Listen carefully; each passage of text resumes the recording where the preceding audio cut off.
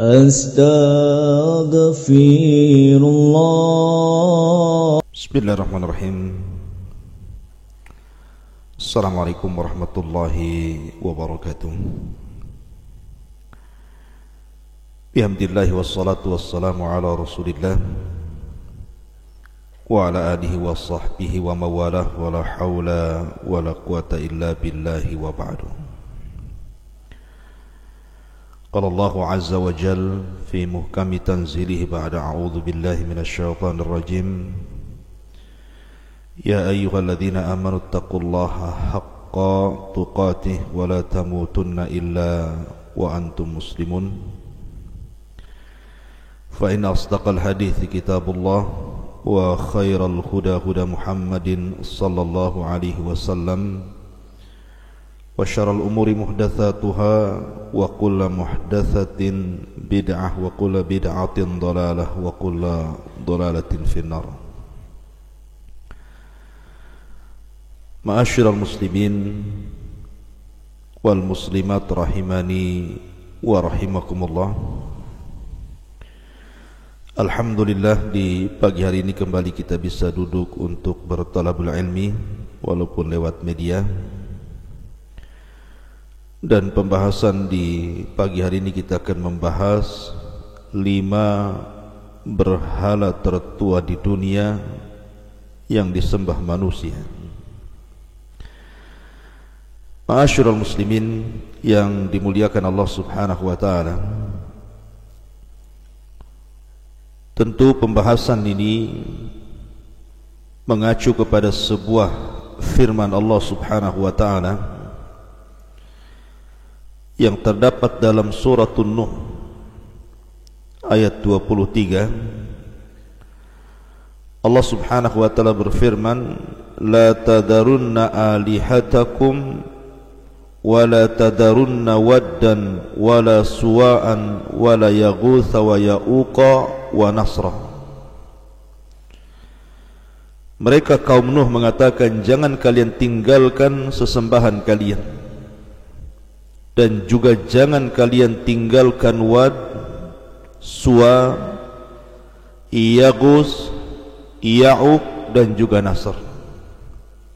Inilah yang kita akan bahas 5 sesembahan tertua di dunia yang disembah manusia.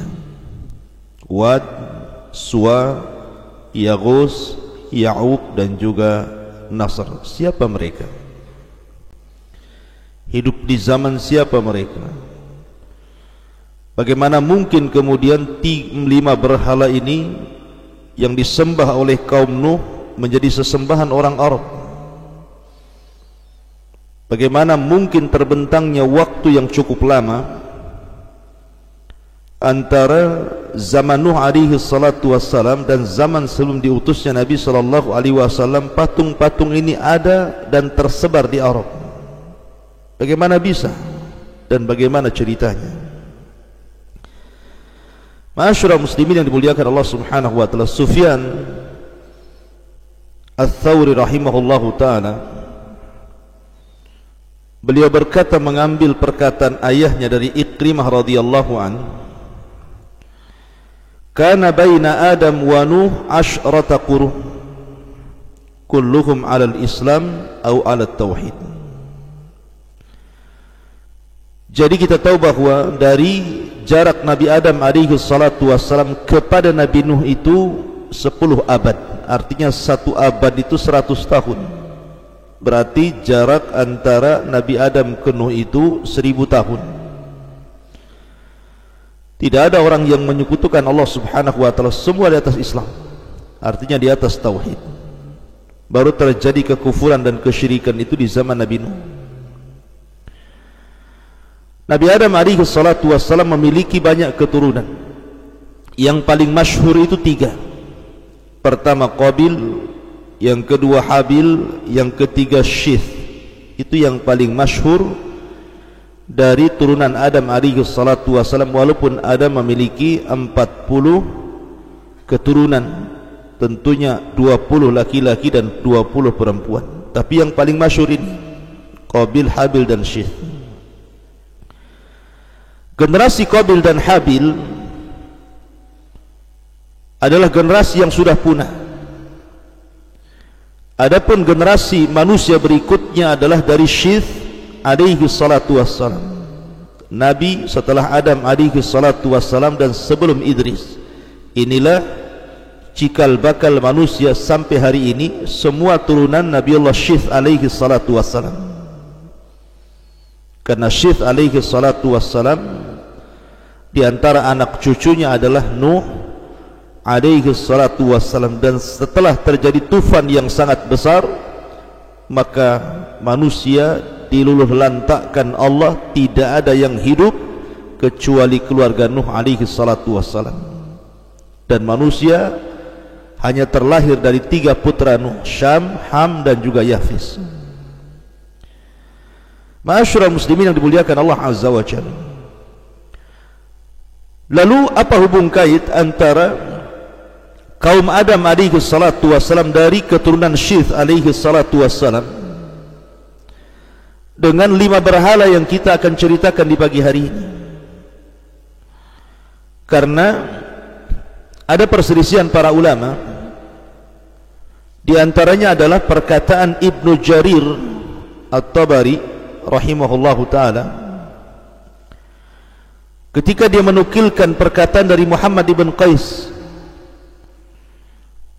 ketika mentafsirkan surah Nuh ayat 23, qala kanu qauman salihin min bani Adam wa kana lahum atba'un yaqtaduna bihim falamma matu qala ashabuhum alladhina yaqtaduna bihim law sawwarnahum kana ashwaqu lana ila al-ibadati idza dzakarnahum fasawwaruhum falamma matu wa jaa akharuna dabba ilaihim iblis faqala innama kanu ya'budunahum wa bihim yuskunal matar fa'abaduhum fabtada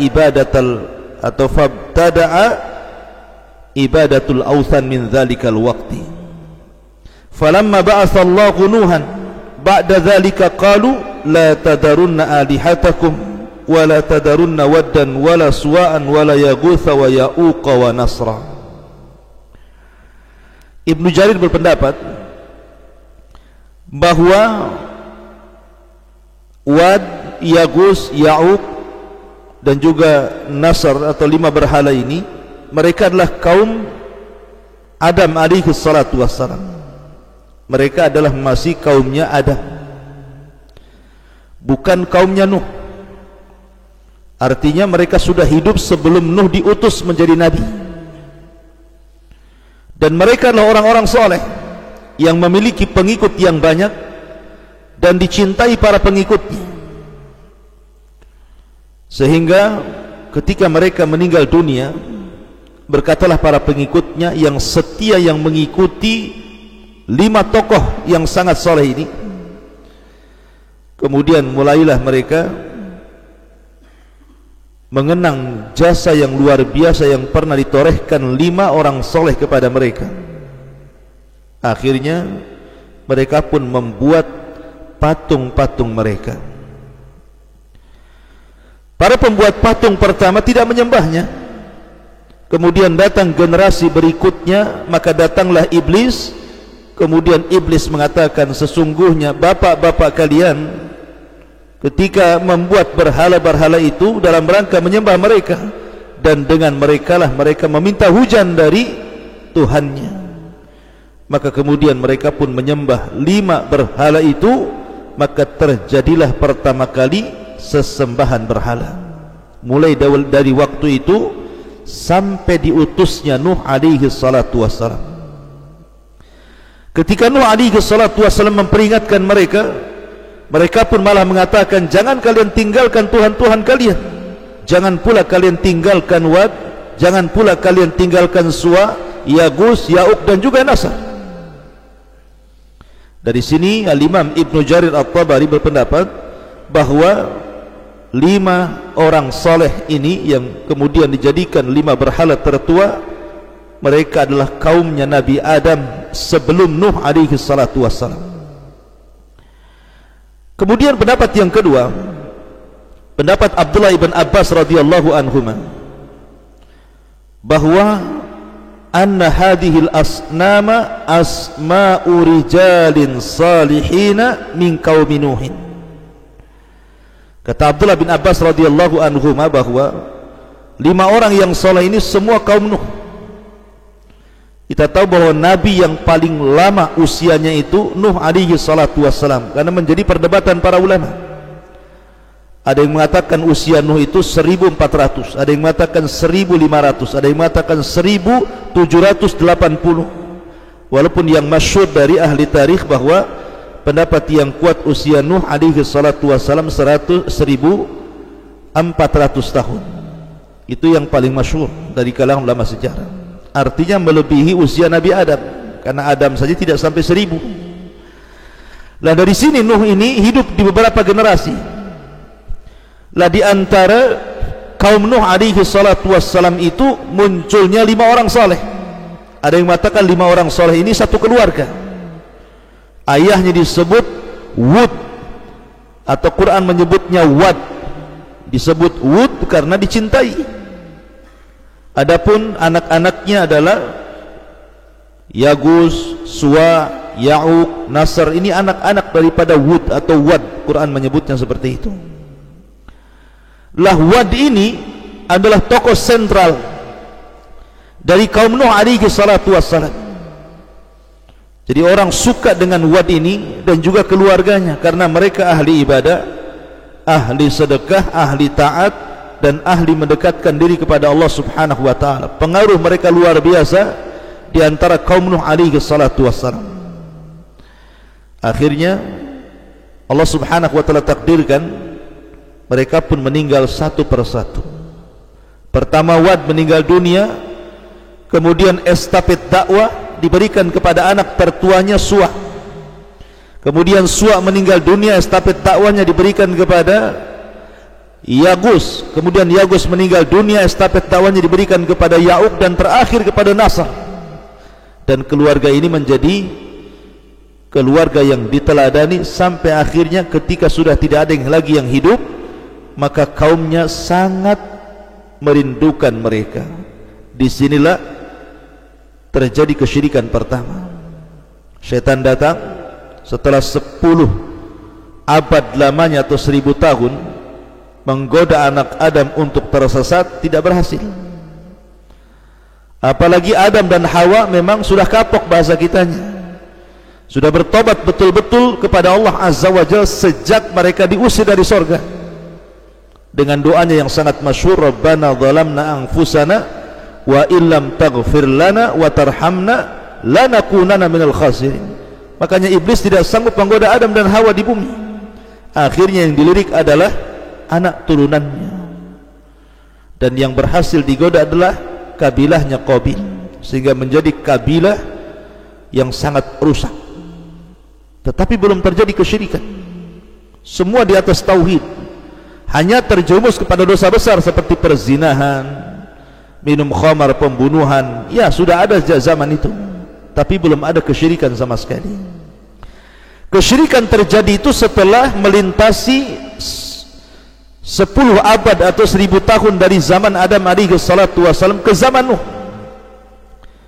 Dan disitulah kemudian ketika satu keluarga orang saleh, wali Allah Wad, kemudian Suwa, Yagus, Ya'uq dan Nasr meninggal dunia, maka syaitan datang kepada kaumnya dan mengatakan, kenapa kalian tidak membuat patung mereka agar kalian mengingat kebaikan mereka?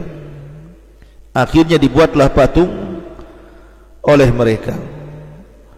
Ada sebagian ulama, di antaranya Al-Waqidi, yang dinukilkan Al-Hafidh Ibnu Hajar rahimahullahu ta'ala dalam kitabnya Fathul Bari. Akhirnya mereka pun membuat patung dengan berbagai macam bentuk.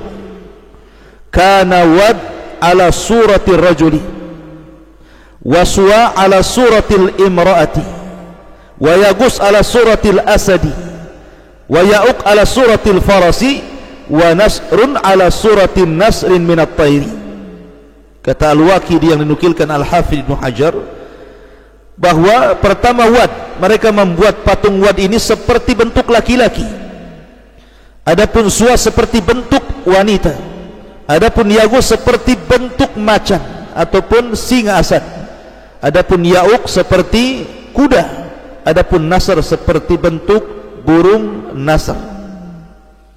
Jadi mereka membentuk seperti itu, walaupun sebagian para ulama membantah ucapan Al-Waqidi dan mengatakan bahwa semua patung 5 orang soleh ini semua bentuk manusia, tidak ada bentuk singa, kuda ataupun burung.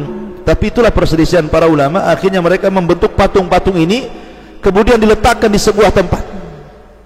Jadi apabila mereka melintasi tempat tersebut, maka mereka akan mengenang kebaikan 5 orang soleh ini sehingga terangsang untuk beribadah.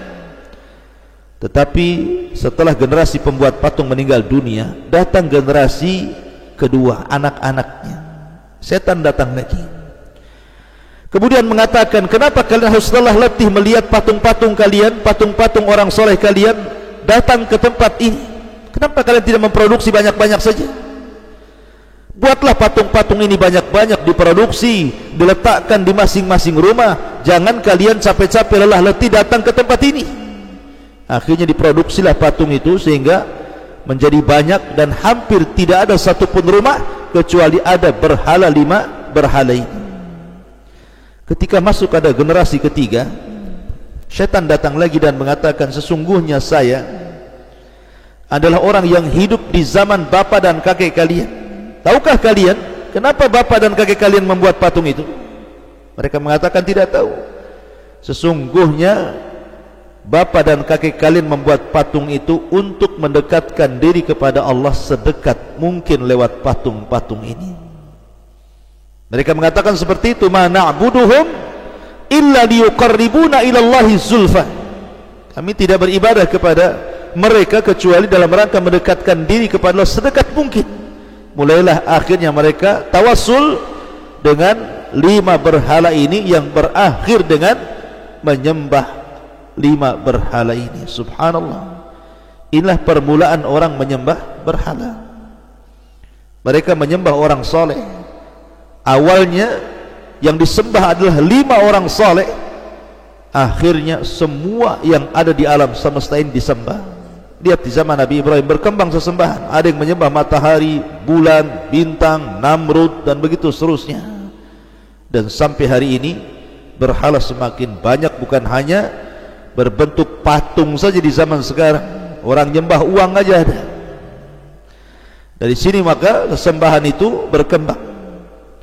Ma'asyiral muslimin yang dimuliakan Allah Azza wa Jalla, pertanyaannya, ini kan zaman sudah lalu, entah berapa ribu tahun dari zamannya Rasul sallallahu alaihi wasallam ke zaman Nuh alaihi salatu wasallam itu. Tapi kenapa pula kemudian 5 berhala ini sampai di Arab dan disembah orang-orang Arab? Bagaimana kisahnya sehingga kemudian 5 berhala ini sampai di Arab dan menjadi sesembahan orang Arab? Ada 2 pendapat yang disebutkan para ulama tentang kenapa sampai di Arab sesembahan ini. Pendapat yang pertama, dan ini pendapat Abdullah ibn Abbas radhiyallahu anhuma, bahwa ketika Ibrahim alaihi salatu wassalam berdakwah di negeri Arab, khususnya di Hijaz, Mekah dan Madinah dan sekitarnya, akhirnya kemudian Ibrahim alaihi salatu wassalam berhasil membuat asas tauhid bersama putranya Ismail. Bahkan bukan hanya itu saja, membangun sebuah rumah Allah subhanahu wa ta'ala yang akan menjadi manasik haji sampai hari kiamat. Dan itu jasa Ibrahim mentauhidkan seluruh bangsa Hijaz, bangsa Arab khususnya dan umumnya dunia. Maka setelah kemudian dakwah tauhid di Arab ini jauh daripada dakwah Ibrahim, karena Ibrahim sudah meninggal dunia, Ismail sudah meninggal dunia, dan tidak ada nabi setelah Ismail. Lain dengan nabi-nabi Bani Israel, setiap nabi meninggal muncul nabi yang lain. Tapi nabi Arab berbeda, karena setelah Ismail meninggal dunia tidak ada nabi setelahnya.